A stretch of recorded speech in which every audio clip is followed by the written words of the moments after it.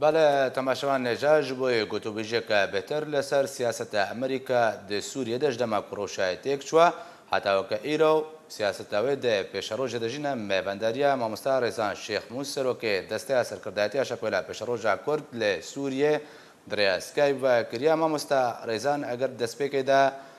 بەحساوێ چەندێ بکە ئەنگۆ سیاسەتە ئەمریکا دە سووریێدا ژدەماک و دەستێکەتیە سووریە و هەتاوەکە ئیرۆ چاوە تێنەرخاندن. دماغ باش هيبيد أكيم أف دريارة سوري يا أمريكا السوري ده راست جبار راستي تشتاق وإيرو السوري تشيد به نوكتك قوتن دراجهاندني ده شقا از بحورناكم كاس كاربه ناس بكي بشروجا سوري ده تشيد به غيري و دولته وإيرو سوري دا كردكن إيرو أم حموجي دزانن روشا سوري نما بريارة خلقي سوري نما دستي سوريا ده نا بريارة ريجيم دستي سوري ده نا بريارة ريجيم دستي ريجيم ده نا بريارة اوبوزيسيون دستي اوبوزيسيون ده نا چه کسی گو ایرو راهشتیه چه به آلیکاریا دولت که بریار واقعیت دسته و دولت ده واقعیت زانن جی که ایرو سوري بالتوائي قال لك دولات إيرولك قال لك رنج إيرو سوري ده ليز أمريكي روس تركيا إيران سعودي إمارات إسرائيل أفهموا دولات كارن بيشروجا سوري ده خباتي وكان جبر بيجي بهوردكم وقتك لفهاتنك هيد نافرا فان دولتان ده جهر يكي علاقة خاجية نويني د هريما أو ريفا بريا ويدكي جبر في از دبيجم تشتكي هري جرينج هيا امريكي راز دبيجن قال لبهاتنك السياسي جبو كريزا سوري نوي تشيكرن نوي نرخاندن نوي آفاكرن وچلو كاربن سوري آفابكن تم وشر بردوام باشا ماموستا ريزان برسم أول سر سياسة أمريكا تايبت سياسة أمريكا دي سوريا دقلو أمريكا دي سياسة خدا بالسر كتيا ويانجي أم بيجن ميدان جالية دنرا فالك ريادا كورولك بهتر دي سوريا دبينين مدخص أتشتكي ديجي زي ورم سيرفي برسوافي بدم وقت مدخص تشتكي دي بيجم إيرو تشتا هري جرين أو دوستي ريجيما بشار الأسد تم بيربون براستي بريجيما أسد ربون وحمو كار جهده خاكرن رژیم بشار اسد بردوام بکی وکی دنجی اما اف کسی کو خود دیتن دوست خلق سوری دوست شورش سوری نا وفي بوند في د تکلیه خو خلق سوری بتوایرا لیتشتا دنیا کو از خازم زلال بکم ایرو از بهورناكم رولا امريكيه قلس ويان زعيم ود سوريدا نا ابدا نبفيرنجا ايرو بريجي ماغوت تفاهمك هيا لبهاتنا كناف دولتي هاي نافرا امريكا وروسيا نافرا تركي وايران حمو دولتي وايرو جهه خاد سوريدا بين لبهاتنا دنافوان ده هيا جه رنگ اف رنگ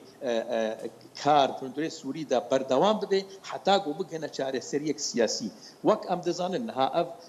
سرکفتنه گو رژیما اسد دکه ده جالیه دسته خوا بهتر دنیا سر حریما سوری دا افنا سرکفتنش بو روسیا یانش بو رژیمی اف ایرو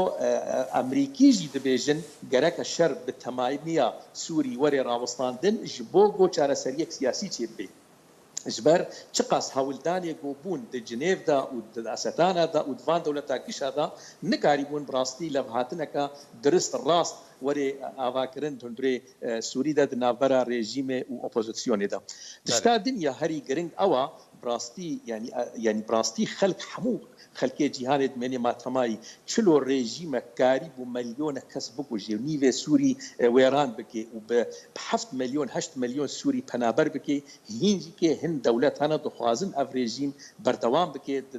دريفا بريا سوري دا افا تشتا هري زحمتا تشتاغو زلال بي وقياد بي وهشكرد بي يرو چلو في شورشا سوري كاري بو روي هر كسي بده ناس كرن كاري بو يعني حقيقتا هر كسي بده زلال كرن ايرو هر دولتك تجاري جوار نجرينجا روشا سوريان قال سوري چلو بجيان چلو جيانا خبر دوام بكي جوار جرينجا باشا ماموستا ريزان برجوانتي خود هندري سوري ماموستا ريزان بنارينا تلغوري در انجام سياسة امريكا د سوریه دا وی بو دمکه درێژ بمێنێ و بەردەوام کە د سوریه دا هەبووناخۆ و یانژی وێ دەمەکە دیاریکری دا ji سوریه بەخشی از باور ناکم دەما تا شەر و لەف هاتنا سیاسی هەندێک سووری دەچێنەبێ ئەمریکا بەخشی از تجاری باور ناکم جبر ما هر دولتك البرجواندية خد سوري ددگري اف دولت حموجي الهفدو كرنا سر خلق سوري نجبو خلق سوري اتخازم اف هنا كي زلال بي يعني ابنا لف نكرنا جبوغو اريكاريا ملتي سوري بكن اف لف كرنا جبوغو حجكي برجواندية خد سوري ده بمشيني جبر خويات كي يعني اف دولت نجمعياتي خيرين جو كارب اريكاريا بدنا خلق سوري يعني بدنا چكدار سوري جبو بيشروجي اف دولت هر يكي برجواندية خد پاره د تندري سوري دا از د بيجم امريكا و سوري دا بردوام بكي حتى جو برجواندي امريكيه د تندري سوري دا هنا و كاري خو بردوام بكي وكا وندزان دمك دوبو نو چا اني نو ايرو قاعده خوي بلافرا تندري تحريما كورسانا سوري دا آباد كي قالوا افقا تشكي جو درباسي روج اباي فراتي روجلاتي فراتي كريا قالوا وي هما بيجي والله ما افشك برج ورا بازيد اركبهم از باور ناكم ايرو لفهاتنا هيد بن ماصيدة نابرافا دولتها حموادا هر يك جهه قوا كاربي برجواندي خب مشي جبر فيجي تشتاقوا نها تشيد بيت سوري بالتوايد حمو هريماندا هر هريمك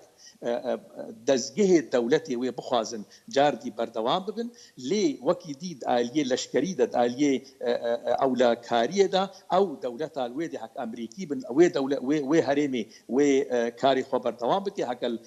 هرما گو ادلب یانجی که عفرین یانجی گو ایرو بهتر دبن سها ترکادن یانجی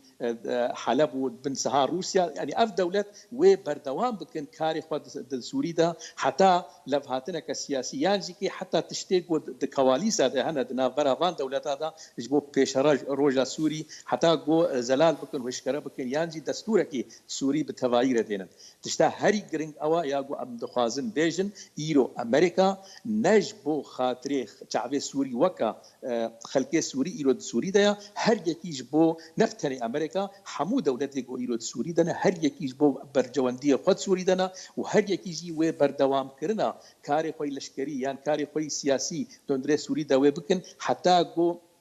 برجوانديه وال سوري هنا جبو مثلا داعش از بهور دكم حموجي امغانا و بهوريه ايرو داعش بهكا نصره بهكا حمو هيزن تيرور ايرو د سوري دا حموجي كي وك شماعه دستيفان دولتها دا جبو وبهترين كاربن برجوانديه خد سوري دا بباريس باشا مامۆستا ڕێزان پرسێک وردەهەیە دەما نەهادا نەخشەرەیەک نابەرا رووسیا و تورکا دەربارەی ئیدلبێ هاتیە سازکردان بۆ داڕێشتن وێ پێشەڕۆژە ئیدلبێ هەردوو ئالیێبرێ ببن دوێتێدا کە ڕۆلە ئەمریکا دوێ نەخشەرەیەدە و یانجی وەکەکو شرۆڤەکانن سیاسی دبێژن دونەقیاکردن و رووسیا وێ ئەجندایەن ئەمریکا جەفجەبکە بێک و ئەمریکا لێ درێ هەبێ حازر بێ یانجی ئەمکارن بێژن و دەرعا بۆ پارە رووسیە و پەیوەندیە ئەمریکا بۆی دەبەرێ بە نەماوەکە چاوە بەرێک و دەما تورکای ریشی عفرینێ کرد ئەمریکا بەشکەرە گوت پەیوەندیامە بە عفرینێ بەرینە و دووری منە شوت شتا يعني هري زلال وهشكرات وندري سوري ده بفيرنجيا هر مقوت هر هريمك بوا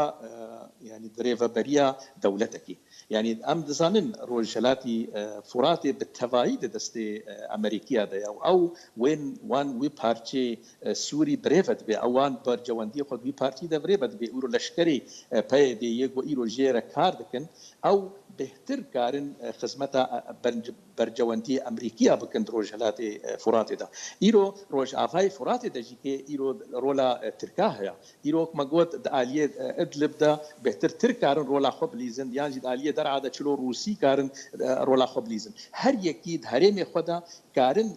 يعني وقت ما قلت بن ماصيدا هر يكيد كاري خدمتها مصالحها برجوانديه دولتها دي بكيجبر فيجي لفهاتن هيدنا برافا دولتها دا اما جبو ادلب يعني ادو خازم تشتكي زلال بكم ترك بله تم وتم سوزاد دن دبيجن ام ناهل افتشي ام هيل افتشي ببراستي ترك وهزلا وقع هر دولتك ايرو عالمي دا برجواندي خد مشيني لانه نجبو نشكلا خلقي سوري كتيا وقت قد جيب هنا بربنا 100,000 اسقب قيمه من ناي ازيل كار لشكري درباسي سوري بكم وبش يا خلقي سوري بكم ديجي ريجيمي وبو مليونك وبو 7 مليون تانها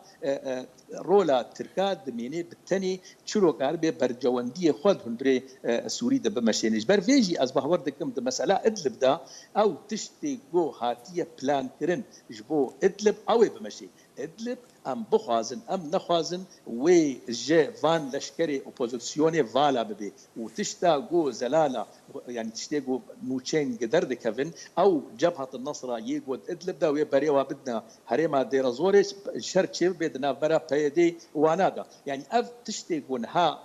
ناف دسدا تي جوتن افن جبو جو بهترين اف تشكداري جو ايرو سرخاكا سوري او بخبخه هبدو بكوجن او خوجي برجوانديه فان دولتي قد بن سهاويدا بمشير تشتا زلال أفا دي لي إدلب بمني وكا ولايتك بالتاني بيجو درباس يبن أبدا وين نبيرنجي بردوام نبي تشتا هري جرين أو فان دولتها الهافدو كريا جدار يجود فان هريما سوري بالتفايدا نمينن اف بن سهافا دولتا دا بيكار حتى جو كاربن چارچي وكا سياسي جروشا سوري بالتفايدا ببين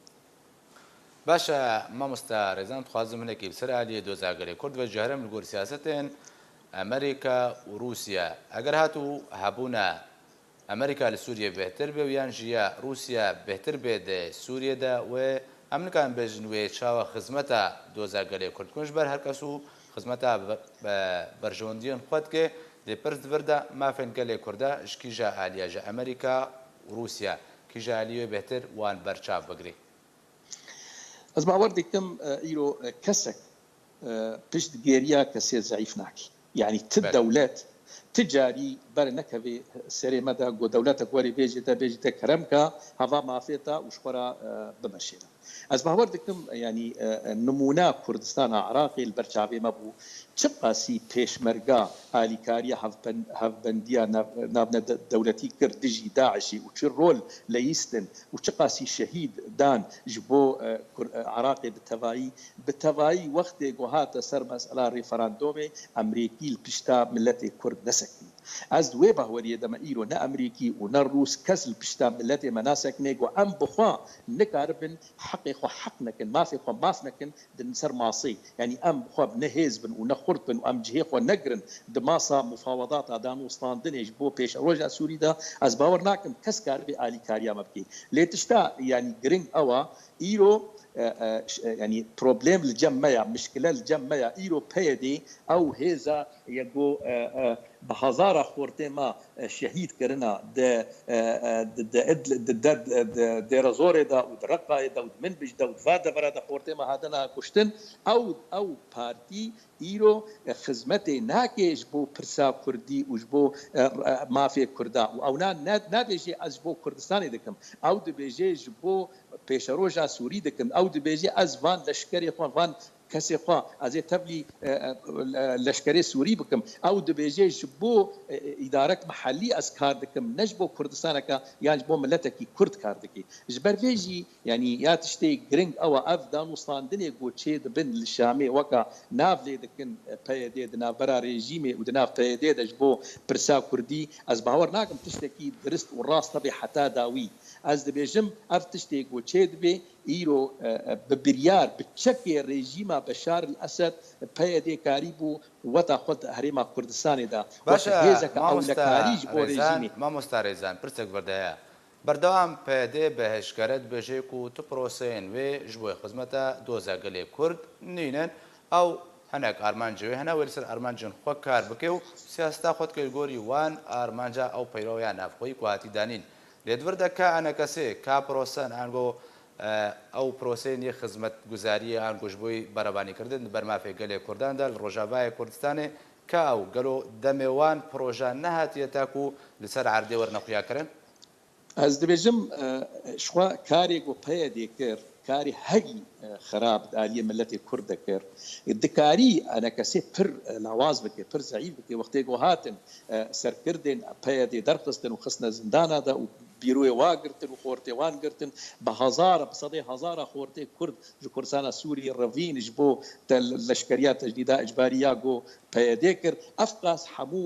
hewl bûn kar bûn ji bo gokaribê hene kesê lawaz bike nikaribê bi rola xwe giring bilîzê di pêşeroja Sûrî de ji bo pirsa Kurdî yanî îro peyedê ne bi tenê کار نکرد جبو ملت کرد و جبو پرسا کردی پیاده برولک هی خراب لیست بو کاری بو پارتی کردی لاواز بک ضعیف بک جبو گو نکار بند پیش رو جارو سوری دا برولک گرینگ بلیزی بو مافی ملت کرد اوا یا گو